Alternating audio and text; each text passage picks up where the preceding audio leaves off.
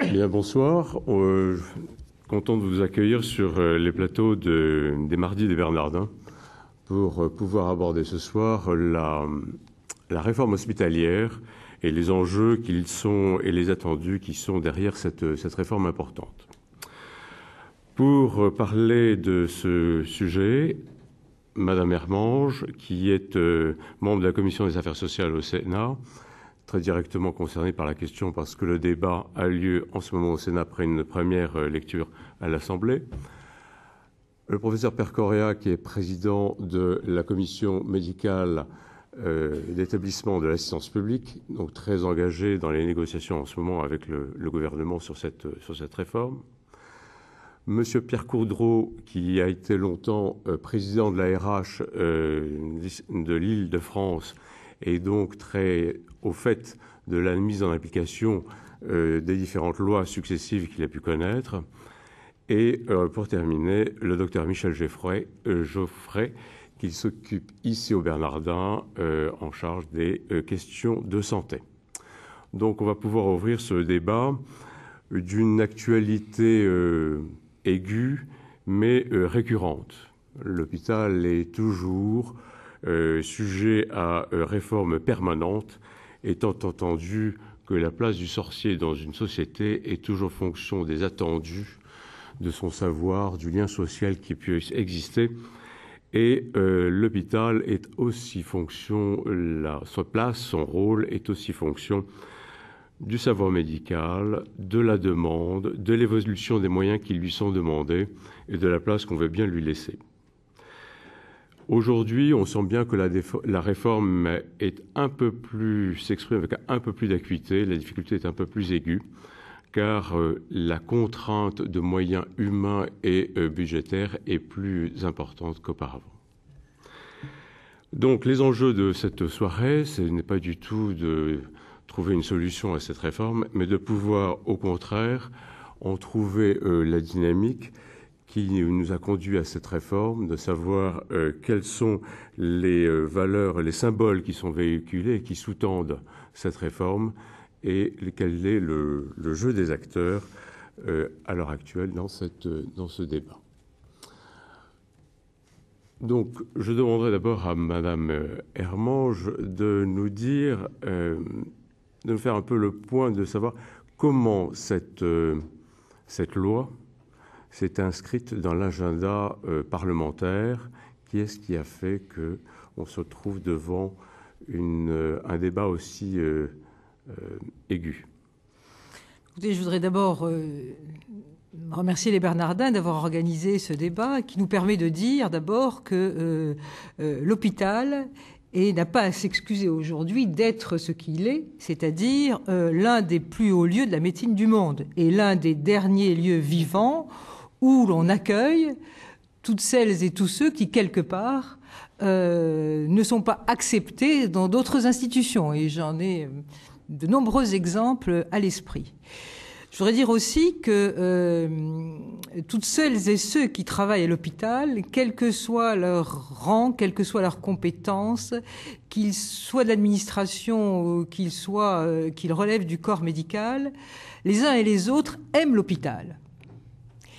Et c'est parce qu'ils l'aiment, finalement, qu'aujourd'hui, ils ressentent quelque part une blessure, parce que l'hôpital, par définition, accueille des corps blessés, et l'hôpital est lui-même, aujourd'hui, un corps qui est fracturé et blessé. Et c'est un petit peu l'origine de cette réforme. Parce que nous avons aujourd'hui un cloisonnement entre le public et le privé. Et finalement, ce sont les financements qui définissent les orientations, bien souvent, du patient. On a un cloisonnement entre le médico-social et le sanitaire. On a un cloisonnement entre la recherche et son application systématique à l'hôpital. Et donc, on a un corps, quelque part, qui est fracturé. Au moment où l'hôpital est confronté à un certain nombre de défis. En 10 ans, le nombre des urgences a doublé. Aujourd'hui, vous avez 830 médecins pour 100 000 habitants. Et dans un département comme l'Eure, il y a 198 médecins pour 100 000 habitants. Donc un problème de démographie médicale important. Et en même temps, malgré les contraintes budgétaires, des engagements de la part de l'État. C'est ainsi que, dans le cadre de la loi de financement de la sécurité sociale, l'augmentation aujourd'hui des financements a été... la loi de financement de la sécurité sociale a doté cette année l'hôpital de 5 milliards d'euros, soit une augmentation de plus de 3%, et que 10 milliards d'investissements sont prévus dans le plan Hôpital 2012. Je voudrais dire d'ailleurs à cette occasion qu'il est faux de dire que tous les hôpitaux sont déficitaires. 54% des hôpitaux ne sont pas déficitaires. À vrai dire, 70% du déficit provient de 9% des hôpitaux parce que certains ont des contraintes particulières et on peut penser à des hôpitaux de la région parisienne. Et donc c'est parce que ce corps, quelque part, est fracturé et décloisonné face à des contraintes, face à des défis, qu'il a paru nécessaire au gouvernement, après un certain nombre de débats, de revitaliser l'hôpital pour l'adapter au monde actuel, en tenant compte de la fracture territoriale et en regroupant les établissements en communauté en vue de rendre une offre de soins qui soit complète et lisible pour le patient. Ici, nous sommes à Paris avec une offre de soins majeure, mais il faut savoir que lorsque mes collègues s'expriment au sein de la commission des affaires sociales issus de milieux ruraux, ils expriment des craintes qu'on ne peut pas ne pas ressentir et traduire. C'est la raison pour laquelle est prévu dans le projet de loi de créer des communautés hospitalières de territoire permettant un meilleur regroupement des plateaux techniques et une organisation plus adaptée de la prise en charge des urgences et de certaines pathologies, c'est-à-dire une mise en réseau des hôpitaux pour délivrer un service de qualité utile à la population. La deuxième problématique, c'est créer des complémentarités et décloisonner notre système de santé et renforcer les liens entre établissements publics et privés. Et ces problèmes, nous les connaissons tous. C'est la raison pour laquelle le projet de loi a pour vocation de renforcer le dialogue entre l'hôpital, la médecine de ville et le secteur hospitalier. Et puis, pourquoi, si le secteur privé veut participer à des missions de service public, pourquoi réserver exclusivement les pathologies les plus lourdes à l'hôpital, alors que le secteur privé pourrait venir en aide au secteur public.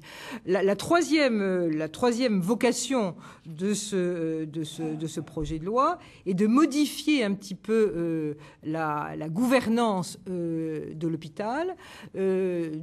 D'abord au niveau local, en créant des agences régionales de santé, c'est-à-dire qu'une politique nationale de santé est définie, s'adaptant aux spécificités locales, mais regroupant l'ensemble des données sous son autorité pour mieux prendre en charge à la fois les éléments financiers, mais toujours avec la vocation de mettre l'homme au cœur du dispositif pour que le naître, le vivre et le mourir soient toujours mieux accueillis. Enfin, une gouvernance même à l'intérieur de l'hôpital, et c'est cela qui a un petit peu cristallisé le débat et qu'on peut regretter, parce que certains y ont vu une opposition entre le pôle administratif et le pôle médical. Toutes celles et tous ceux qui ont eu des responsabilités à l'intérieur de l'hôpital savent, c'est que tout hôpital est une communauté et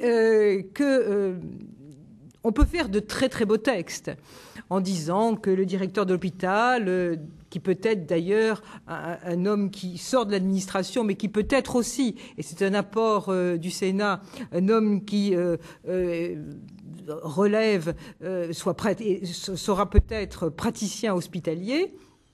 Tout le monde sait que, quels que soient les textes, c'est la façon dont les hommes feront marcher le dispositif qui est important. Alors certes, il y a eu un certain nombre de critiques en disant le rôle de la commission médicale d'établissement n'est pas suffisamment important à l'intérieur du directoire de l'hôpital. Je pense que le travail, en tout cas du Sénat, qui dans sa sagesse est en train largement d'améliorer le texte de l'Assemblée nationale et du gouvernement, puisque nous sommes actuellement en commission des affaires sociales et que nous avons examiné 1400 amendements pour justement essayer. Tout l'objectif du Sénat est de faire la synthèse entre cette opposition administration et corps médical. Donc on a essayé, à l'intérieur des amendements que nous avons présentés pour améliorer le texte, de donner un rôle plus important au président de la CME pour élaborer le projet médical, pour que le directoire qui va être présidé par le directeur de l'hôpital soit composé majoritairement de médecins, que les chefs de pôle qui, quelque part, sous l'autorité du président de la CME, vont faire le projet médical, c'est-à-dire vont faire vivre la réalité médicale sur le terrain, puisse être au mieux adaptée à la réalité du terrain. Alors je sais qu'il y a encore, professeur Coria, on parlera un certain nombre de débats, mais voilà les objectifs essayer par une opération chirurgicale, si vous le voulez, parce que quelque part, ça implique une réforme de la pensée. Quand on est cloisonné entre différentes institutions, il faut aussi quelquefois, c'est quelque part, oui, je l'avoue, une opération chirurgicale, mais en même temps, se fait aussi avec beaucoup de tact et de mesure. Elle a aussi quelque chose de dermatologique pour essayer de penser les plaies des uns et des autres et arriver à ce que nous préparions l'hôpital de demain pour nos enfants. En tout cas, l'objectif, c'est d'essayer, c'est la vocation en tout cas du Sénat, de faire synthèse, de faire communauté pour que cet hôpital accueille toujours mieux l'homme en son sein. C'est ce que j'appelle d'ailleurs une stratégie, l'empruntant à Edgar Morin, une stratégie de la compréhension des choses de la vie.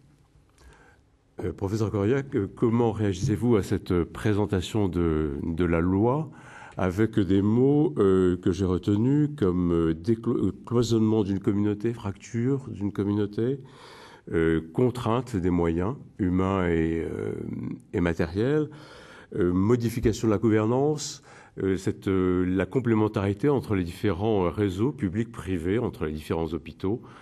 Comment voyez-vous la présentation de cette loi à l'heure actuelle ? Alors, tout d'abord, je voudrais préciser que moi, j'ai l'honneur de présider la commission médicale d'établissement de l'assistance publique aux hôpitaux de Paris, qui est le Parlement médical. Je voudrais dire que les communautés médicales apprécient tout particulièrement le volet territorialisation de la loi Hôpital Patient Santé Territoire, car c'est un volet particulièrement bénéfique pour le malade. Et repositionner l'hôpital dans son environnement était une nécessité. Et je pense qu'il faut saluer le Sénat qui a largement contribué à cette démarche de territorialisation. Nos inquiétudes viennent sur le volet gouvernance, la partie gouvernance. Comment l'hôpital va être dirigé ? Ouais, je voudrais dire que le fonctionnement de l'hôpital public a été profondément rénové depuis 3 ans, car il y a eu les ordonnances de 2005 qui ont décloisonné l'hôpital avec les pôles, et surtout, il y a eu l'allocation des ressources de l'hôpital qui a évolué du budget global vers une allocation des ressources à l'activité. Auparavant, l'hôpital recevait une somme fixe chaque année, le budget global, et il ne devait pas la dépasser. Actuellement, l'hôpital reçoit des ressources en fonction de l'activité médicale produite. C'est quelque chose de tout à fait salutaire, mais qui a très largement modifié les mentalités. Les communautés médicales, face à ces changements, depuis 3 ans, se sont responsabilisées, se sont décloisonnées. Je pense qu'on est passé de ce qu'on peut appeler le pouvoir médical à la pensée médicale et qu'on a largement évolué et qu'on ait des forces de proposition au niveau de l'hôpital par rapport à nos collègues, qu'on a adopté des démarches d'efficience dans le cadre de démarches qualité. Donc je pense qu'on a montré qu'on avait ce sens de responsabilisation. Et c'est à ce moment où nous avons montré, il nous semble, ce sens de responsabilisation qu'on est inquiets, mais on espère que ces inquiétudes vont être levées par la sagesse des sénateurs, par le fait que la communauté médicale n'est pas en tant que telle partie prenante des décisions de l'hôpital public. Voilà. Et je parle de communauté médicale parce que ce qui est fondamental pour les gens qui viennent à l'hôpital, c'est que tout malade bénéficie de soins de qualité conformes au progrès de la science. Et si l'on veut atteindre ce but, il est indispensable que la communauté médicale d'un établissement, non pas un médecin individuellement choisi par un directeur, quelque intelligent qu'il soit, mais une communauté qui est la représentation de l'ensemble des médecins, qui représente la garantie éthique, arbitre les choix du bien soigné. Et ce que l'on voudrait, c'est que cette communauté, par des médecins qui sont responsables de leurs choix, de leurs décisions face à un parlement médical, soit partie prenante des décisions. Et là, le projet de loi, dans la gouvernance telle qu'il est actuellement, fait trop la part belle aux individus par rapport à la communauté. Alors, pourquoi la communauté est si importante? Parce que la médecine a changé, elle change tous les jours. Nous ne sommes plus dans une médecine curative où on traite une maladie. La médecine d'aujourd'hui, elle est prédictive, c'est-à-dire qu'on arrive à prédire, y compris par la génétique, quelles vont être les maladies et comment elles vont évoluer. Elle est préventive et la prévention n'est pas assez rémunérée, ce qui n'est pas un problème, c'est à la communauté de le faire. Elle est évolutive et elle est personnalisée. La médecine a tous ces caractères, il faut donc avoir un observatoire éthique. Il faudra avoir des garanties éthiques et il nous paraît que l'individu, quelque intelligent qu'il soit, ne peut pas donner ces garanties éthiques et seule une communauté peut les donner. Et c'est dans ce cadre-là qu'on a des inquiétudes par rapport à des aspects positifs. Donc voilà le thème que je veux développer aujourd'hui et dire que l'allocation des ressources à l'activité a profondément changé la mentalité des médecins. Auparavant, il y avait une indifférence entre les structures. Dans un hôpital, le service ou la structure qui ne travaillait pas, c'était une aubaine pour l'hôpital. Il ne dépensait pas. Quand on avait besoin de matériel, d'infirmières, on pouvait toujours aller en emprunter et il avait toujours la même somme. Actuellement, l'allocation des ressources à l'activité où chacun doit produire une activité a créé une solidarité entre les médecins, a créé un droit d'ingérence entre les services, a créé une compétition dans le bon sens du terme, parce que les médecins parlent d'efficience, sans honte, parce que pour nous, l'efficience, c'est la qualité. Quand on fait des soins de qualité, on va plus vite, on soigne mieux et ça coûte moins cher. Donc on est dans cette thématique, mais l'allocation des ressources a créé une nouvelle solidarité. Mais le problème de cette allocation des ressources est qu'elle est basée sur des groupes homogènes de malades. C'est-à-dire que les malades sont regroupés et que l'hôpital est financé par rapport à la pathologie du malade. Il se trouve que les malades que prend en charge l'hôpital public sont des malades qui ne sont pas homogènes, parce qu'il y a la précarité, parce qu'il y a l'innovation thérapeutique, parce qu'il y a le recours, des malades qui viennent avec des dossiers qui pèsent 30 kilos, parce qu'ils ont fait plusieurs hôpitaux avant de venir à l'hôpital, et que ces malades ou ces maladies ne sont pas valorisées. Ce n'est pas très grave s'il y a une garantie éthique, un pilotage éthique pour voir que quand on va avoir des ressources parce qu'il y aura une opération, on prendra de l'argent que l'hôpital aura reçu pour la prévention, pour la génétique qui fait la prédiction et pour mieux personnaliser les soins. Voilà pourquoi il nous paraît qu'il faut des garde-fous éthiques dans l'hôpital, vu la médecine si évolutive, et que ces garde-fous, il n'y a qu'une communauté qui peut les porter, d'où notre demande que la communauté soit réintroduite dans les décisions de l'hôpital public. Madame la sénatrice. Monsieur Coudreau, comment voyez-vous, vous, les choses, qui était un peu le chef d'orchestre de l'ARH, de l'Agence régionale d'hospitalisation d'Île-de-France?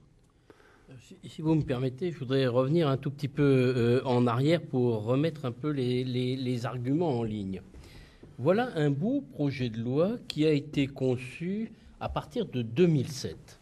Et donc, il a été longuement préparé et d'une certaine façon, la ligne de conduite était d'essayer de fabriquer un projet de loi qui soit le plus consensuel possible.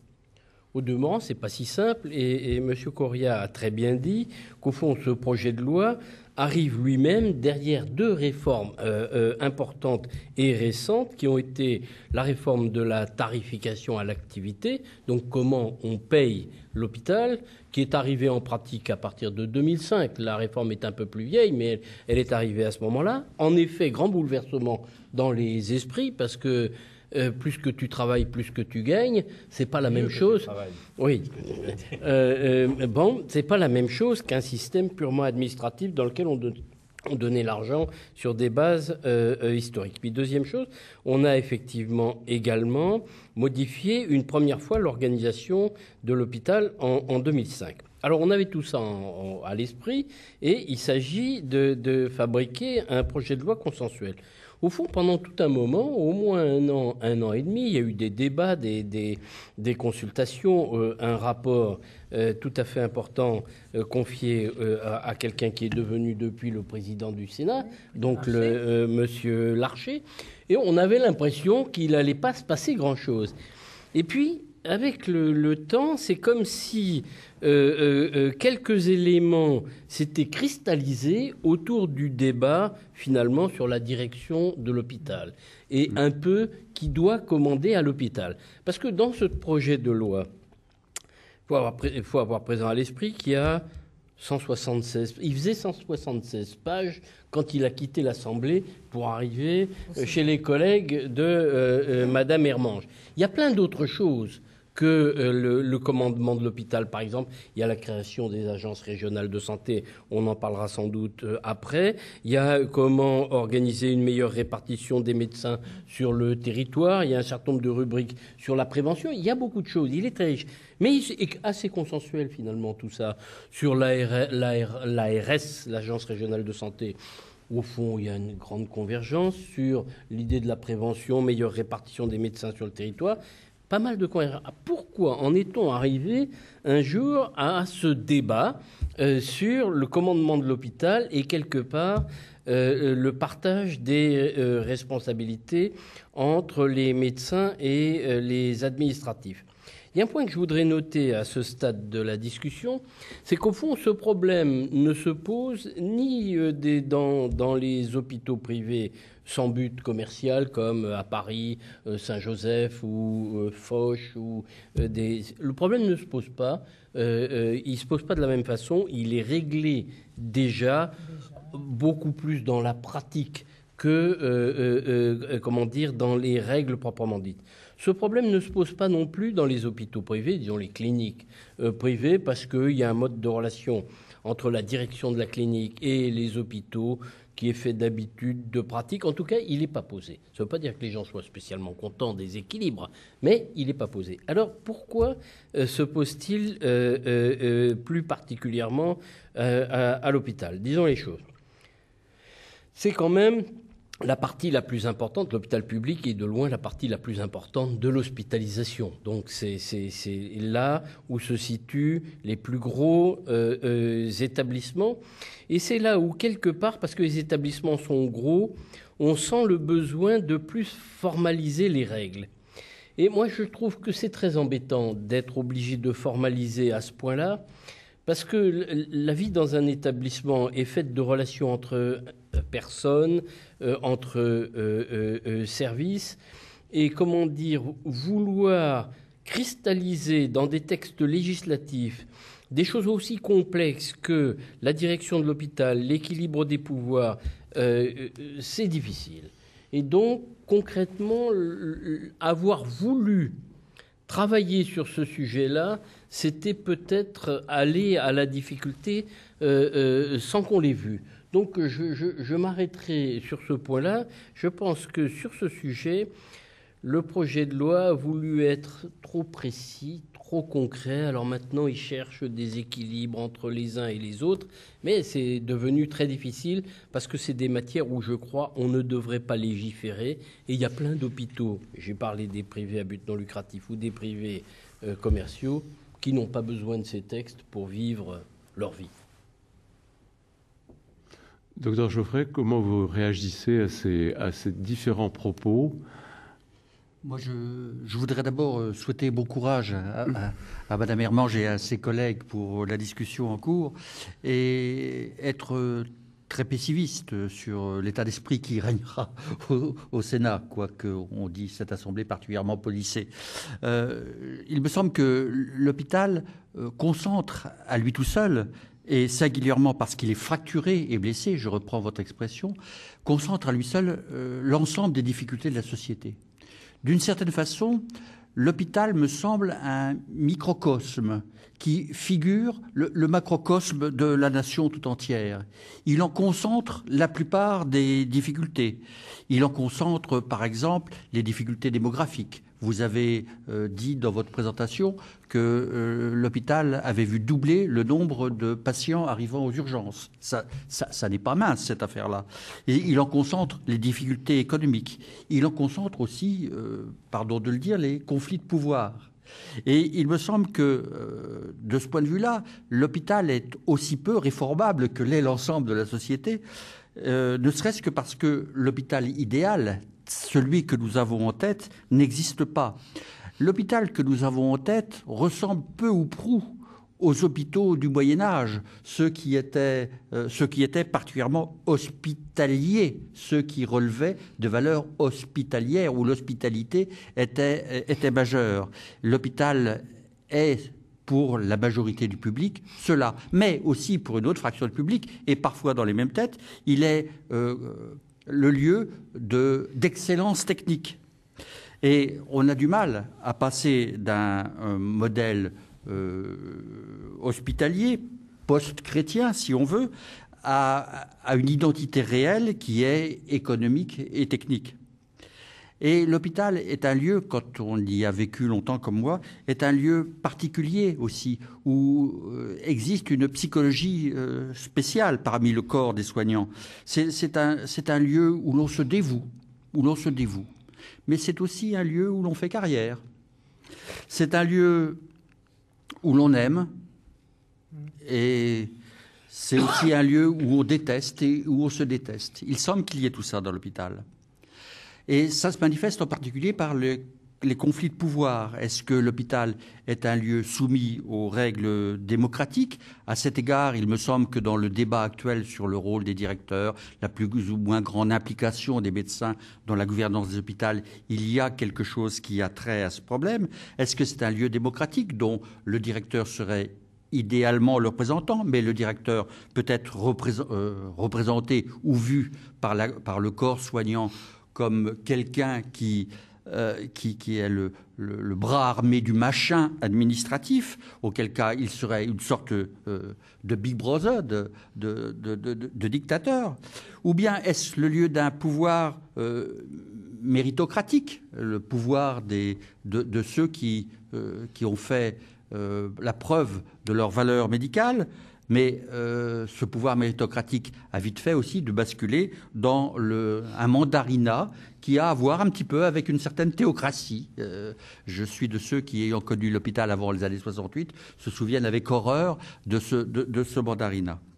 Donc l'hôpital a tendance à passer d'un modèle à l'autre, et il me semble que ce modèle, ce changement de schème qui prévaut actuellement dans la réforme rend plus difficile toute réforme et rend plus difficile aussi toute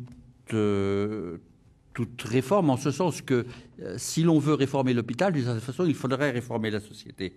Et il me semble aussi que la réforme se heurtera, quelle qu'elle soit, malgré toutes ses bonnes intentions, à des oppositions, à la somme des oppositions contradictoires, celles des administratifs, celles des ultra-libéraux, celles des mandarins, celles des syndicats, des personnels, etc. Et que le fait de bouger mobilise toutes les forces qui sont contre le changement. Vous avez employé 2 fois le mot mandarin. Effectivement, c'est quand même un mot qui est ressorti dans la presse, la façon dont était présentée la controverse sur cette loi. Et Madame Hermange, je voulais réagir sur ce mot. Moi, je voudrais simplement dire que je partage tout à fait les propos de Dominique Coudreau. qui dit ce que j'ai dit d'une autre façon, c'est qu'on a beau avoir des textes, c'est la façon dont les hommes les mettent en pratique et les vivent sur le terrain. Enfin, j'ai été présidente du conseil d'administration de l'assistance aux hôpitaux de Paris, je suis arrivée avec le trou de l'hôpital Georges Pompidou, il n'y avait aucun projet médical, avec la fermeture de l'hôpital Rothschild, avec 3 hôpitaux à fermer. Et s'il n'y avait pas eu une entente et une coordination sur le terrain entre le directeur général, les 2 présidents de la CME et moi-même pour essayer d'élaborer, de participer tous ensemble vers le bien commun pour le patient parisien et celui de la région Île-de-France, voire celui qui vient d'ailleurs, je pense que nous n'y serons pas arrivés. Ceci étant, il est important aussi quand même, s'il y a un projet hospitalier, une réforme hospitalière, de pouvoir nommer qui va être le patron de l'hôpital. C'est la raison pour laquelle, dans le texte tel qu'il va ressortir du Sénat, nous avons prévu que ce patron pouvait être soit un directeur issu de l'école de Rennes, soit un praticien hospitalier, voire un hospitalo-universitaire. Et que nous avons, je ne vais pas venir sur le débat qu'on a avec le professeur Coria, largement renforcé le rôle de la CME, même si vous estimez qu'aujourd'hui, au niveau du directoire, il y a encore des choses à faire. Mais je voudrais dire aussi autre chose, c'est que on est ici au Bernardin, on est ici aussi pour parler de l'homme, et que l'hôpital, il est un corps blessé, un corps souffrant aussi, parce que il vit un temps qui est comprimé. Et ce temps, il le vit de façon comprimée parce que il a à faire face à des normes qui sont quelque part occultes et que le citoyen ne voit pas. Alors, dans les années 70, parce que c'est aussi pour cela aussi qu'on a ce débat aujourd'hui, dans les années 70, les hôpitaux fleurissaient, il fallait que chaque maire ait son hôpital comme on avait sa piscine, et à ce moment-là, on a inventé, les problèmes de financement commençaient à apparaître, le budget global. Et puis on a vu que le budget global ne marchait pas, et donc on a inventé une norme occulte, aujourd'hui on en a une autre, qui s'appelait le point ISA, l'indice synthétique à l'activité. Alors tout ça allait très bien, quand il n'y avait pas de contraintes de moyens.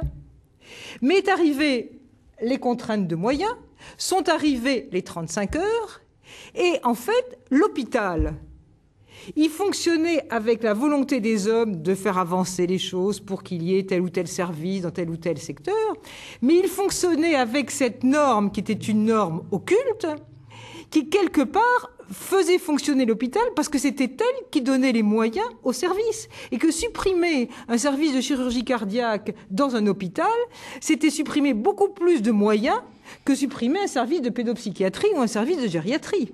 Alors aujourd'hui, on a une nouvelle norme qui est la T2A, qui a amélioré cette norme. Mais malgré tout, ces normes, si vous voulez, dont on a besoin, ne correspondent pas au temps de l'homme, au temps du naître, au temps du vivre et du mourir. Et quelque part, il y a toujours quelque part de l'équarrissage qui fait que la norme, elle va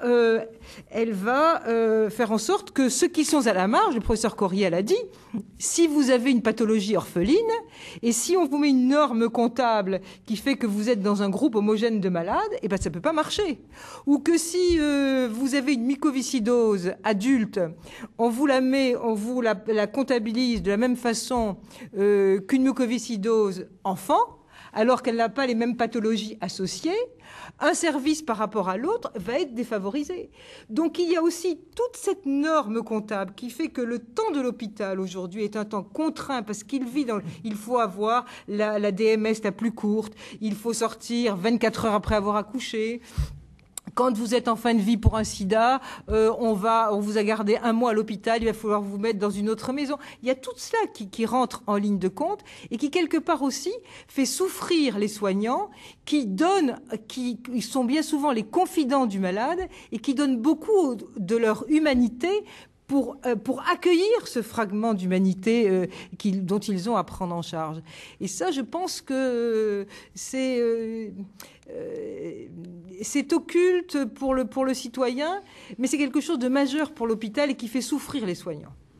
Professeur Percurra. Oui, donc moi je veux dire que les communautés médicales se sont impliquées dans les démarches d'efficience. Oui. On a beaucoup porté les démarches d'efficience bien sûr. Avec, et d'ailleurs, les excellents résultats de la plupart des CHU de France qui ont augmenté leur activité en maîtrisant leurs dépenses l'année passée. Je dis quasiment tous les CHU de France ont amélioré leur productivité par rapport à un contrôle de dépenses, montre bien que les médecins ont compris cette démarche d'efficience. Ils l'ont compris dans un sens...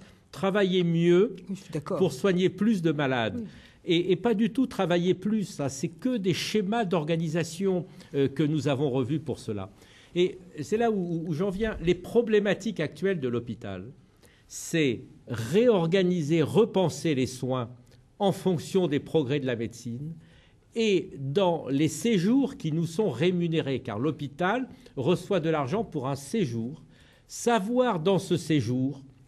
Par exemple, une attention chirurgicale, ce qui revient au chirurgien, à l'anesthésie, à la radiologie, à la biologie et également à la prévention, à la précarité, aux malades diabétiques dont on sait qu'ils ne sont pas bien pris en charge au niveau de la tarification.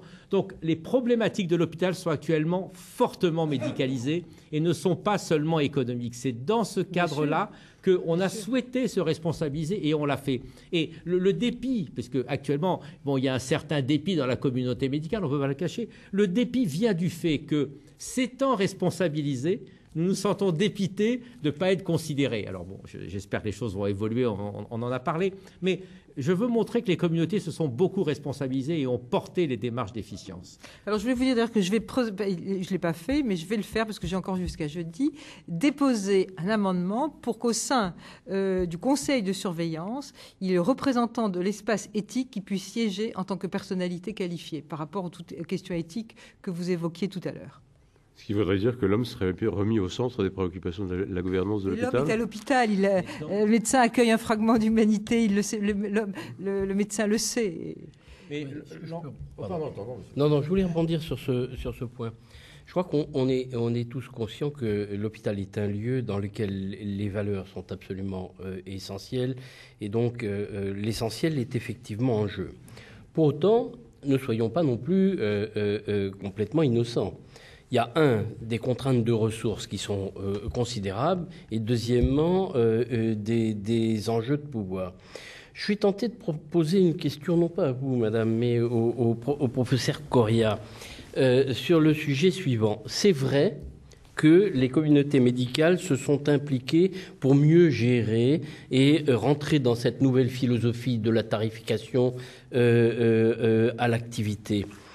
Mais néanmoins, pour qu'une grande organisation comme un hôpital moderne fonctionne effectivement, moi je souscris à l'idée directrice suivant laquelle il faut un pouvoir important et un pouvoir de commandement à la limite incontesté.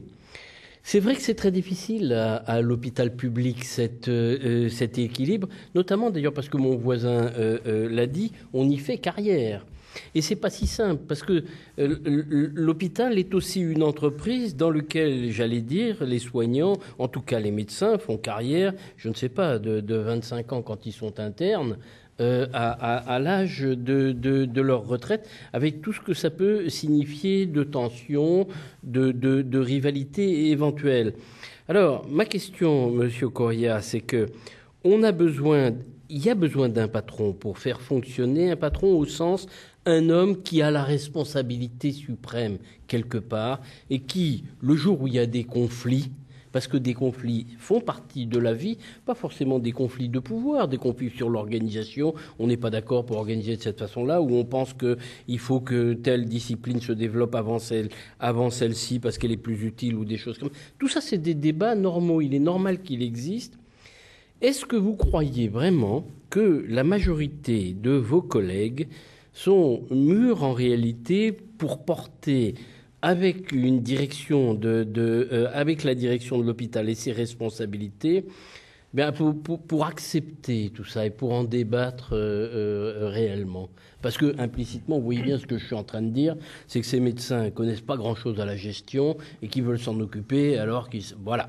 Excusez-moi, il vaut pour mieux que je mette les pieds C'est dans le dans plat. cet esprit, d'ailleurs, un peu sur le modèle de l'hôpital Bégin, j'ai déposé un amendement qui a été voté à l'unanimité de mes collègues pour dire que l'hôpital pourrait être dirigé demain soit par un homme issu des rangs d'administration, à condition qu'il ait une formation avec un cycle d'études médicales minimal, et d'autre part, que l'hôpital pourrait aussi être dirigé éventuellement par un médecin, à condition aussi, c'est la symétrie, qu'il ait fait un module de gestion, parce que ça me paraît important. Donc, l'un ou l'autre peut diriger l'hôpital, pourvu qu'ils aient l'un et l'autre des formations complémentaires. L'un à l'humanisme, l'autre à la gestion. Je suis ravi de répondre à la question de M. Coudreau. D'abord, nous ne refusons pas qu'il y ait un patron à l'hôpital et personne ne conteste l'autorité du directeur. Donc moi, j'ai connu plusieurs directeurs généraux qui ont imposé des idées qui n'étaient pas soutenues par la communauté médicale. Nous ne le contestons pas. Ce que nous souhaitons, c'est que les nominations dans l'hôpital se fassent de façon ascendante, la communauté médicale proposant, plutôt que de façon descendante, la communauté donnant un avis. Et pour être à la hauteur des enjeux, il fallait que la loi réconcilie les lignes hiérarchiques dans l'hôpital. Car vous savez très bien qu'il y a des lignes hiérarchiques dans l'hôpital. La première ligne hiérarchique, elle est basée sur la légitimité médicale, sur la légitimité scientifique, sur ce qu'on appelle la direction par les pairs. Je suis chef de service d'un très grand service que je gère 150 médecins. Eh bien, j'allais dire, malheureusement, les médecins de mon service n'écoutent quasiment que moi et ça me gêne beaucoup. Ils pensent que j'ai une légitimité. Il y avait donc ces lignes de légitimité médicale. Parallèlement, nous comprenons qu'il faut des lignes hiérarchiques imposées par le directeur. Mais ce que l'on craint, si en dehors de ces lignes hiérarchiques sur la légitimité médicale, le directeur propose et nomme directement des responsables de pôle, des membres du directoire qui ne passent pas par ces lignes-là, nous n'allons pas avoir ces lignes en synergie. Et moi, il m'apparaissait que les ordonnances 2005 avaient bien concilier les différentes lignes hiérarchiques de l'hôpital. D'ailleurs, nous y avons adhéré et qu'actuellement, à vouloir renforcer le pouvoir du directeur, on l'a affaibli car on l'a coupé de la communauté médicale. Mais là, les chefs de pôle, ils seront nommés par le directeur sur une liste proposée par le président de la CME, avec au moins 3 propositions. Les contrats de pôle, ils seront co-signés par le chef de pôle, donc c'est-à-dire par le médecin, par le directeur de l'établissement, par le président de la commission médicale de l'établissement, et dans les CHU, le directeur de l'unité de formation et de recherche, donc c'est l'aspect universitaire. Tout sera l'organisation des pôles, elle sera faite à partir de l'élaboration de la pensée médicale, de la légitimité médicale portée au niveau de l'administration. Et si l'administration la récuse, si elle récuse les chefs de pôle, dans les propositions que nous avons faites au Sénat, il devra avoir une justification écrite pour refuser les propositions faites par le président de la CME. Vous voyez, le Sénat est sage. Non, mais madame, il écoute. Nous sommes très satisfaits des avancées obtenues par le Sénat ou au Sénat sur l'ensemble de ces points.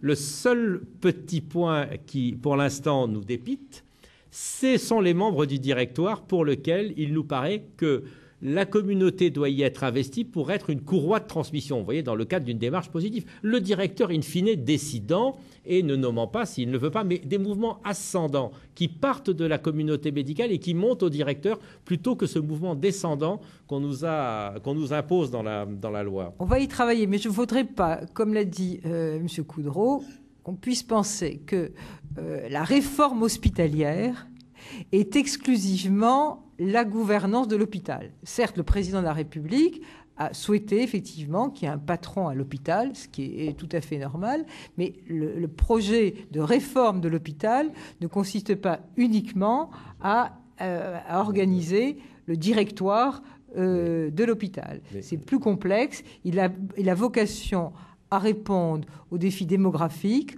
aux défis médicaux, aux évolutions de la médecine en matière de recherche qui a, avec des éléments de prospectif, des influences bien évidemment sur le nombre de lits qu'il y a à l'intérieur de l'hôpital, et à des défis aussi qui sont des défis économiques, à des défis aussi internationaux, parce que, par exemple, si vous allez à la maternité de l'hôpital Tenon, à la maternité de la Riboisière, eh bien, je me rappelle quand j'étais présidente du conseil d'administration d'assistance publique, on avait été obligé de mettre, je sais pas, une quinzaine d'interprètes pour interpréter, parce que tant la population est étrangère. Donc il y a un certain nombre de défis qui sont conséquents et qui font qu'on doit tenir compte de l'ensemble de ces dimensions, sans oublier l'aspect national, l'aspect rural. On est à Paris, il ne faut pas oublier qu'il y a une grande désertification.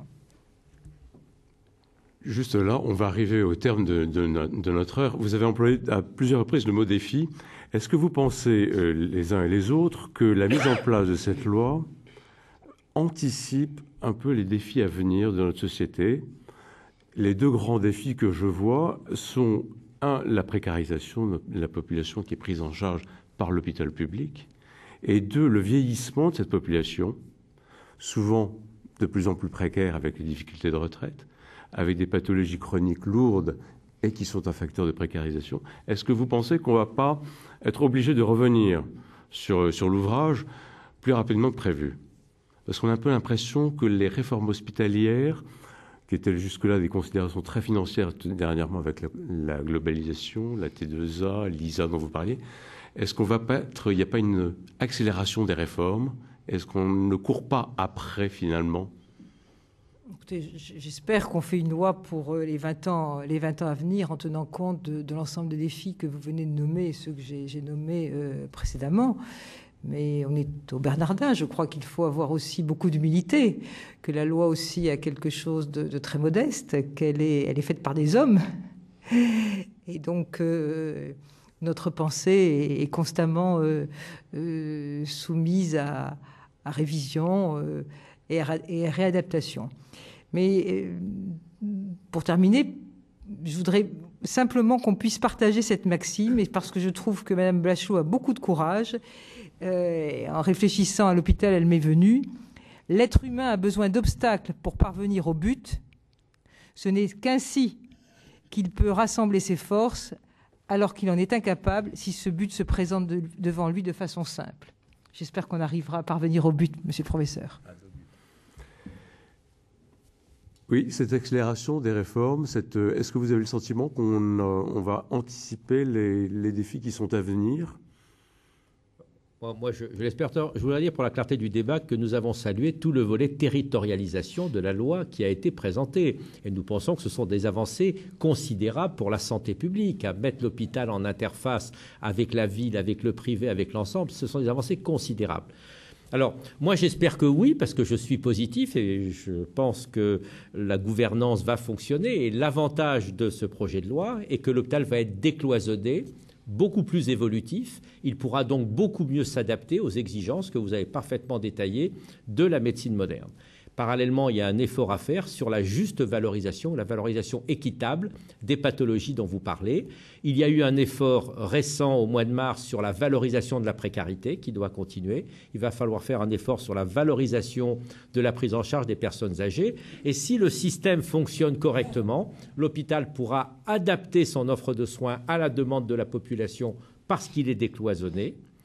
Et s'il est financé équitablement par des tarifs dans le cadre de processus d'évaluation de ce que coûtent les pathologies émergentes, il pourra y faire face. En tout cas, on est armé actuellement si la gouvernance fonctionne bien avec le système tel qu'il est. Donc il faut être positif et dire aux personnes qui nous écoutent que le système de l'hôpital dit à la française est un système extrêmement performant, qu'on y est tous très attachés. C'est pour ça que vous nous voyez des fois un peu vifs pour défendre ce que nous appelons la communauté médicale et pour faire entendre notre voix, mais que globalement, je pense qu'on peut être très largement à la hauteur des enjeux. Et pour voir ce qui se passe dans certains pays, je crois qu'on peut toujours être très fier de l'hôpital tel qu'on le voit en France actuellement. Monsieur Coudreau, est-ce que vous avez le sentiment que la loi répond aux enjeux d'adéquation des différents types d'offres sur notre territoire, tant en termes de territorialité que d'offres privées, publiques? Est-ce que vous pensez qu'on va trouver un modus vivendi avec cette loi? Moi, je trouve dans ce texte, vous avez compris que je trouvais très bien, en définitive, ce texte est très intéressant. Et je trouve que, et là je réponds à la question sur combien de temps ça va durer, qu'il traitait quand même plusieurs sujets importants et assez difficiles, qui fait qu'on pouvait penser que ça allait durer quand même suffisamment longtemps, parce que M. Coria a dit tout à l'heure quelque chose de très juste, c'est qu'il ne faut pas non plus qu'il y ait trop de réformes, parce que les gens s'y retrouvent plus, et que s'il y en a sans arrêt, bon, très bien. Donc il faut espérer que celle-ci va durer. Alors, est-ce qu'elle règle toutes les questions publiques-privées? Au fond, elle parle très peu du privé, cette loi. Il y a pratiquement rien. Et je voudrais quand même dire que l'une des forces du système hospitalier français, c'est qu'il est composite. C'est-à-dire qu'il y a du public qui est majoritaire, et notamment presque exerce l'essentiel du pouvoir en matière de formation et de recherche, des compétences en matière de formation et de recherche. Je dis c'est bien quand je dis cela, même si le privé veut un peu y participer. Bien, mais il est quand même composite au sens qu'il y a des hôpitaux à but non lucratif et des hôpitaux privés. C'est utile.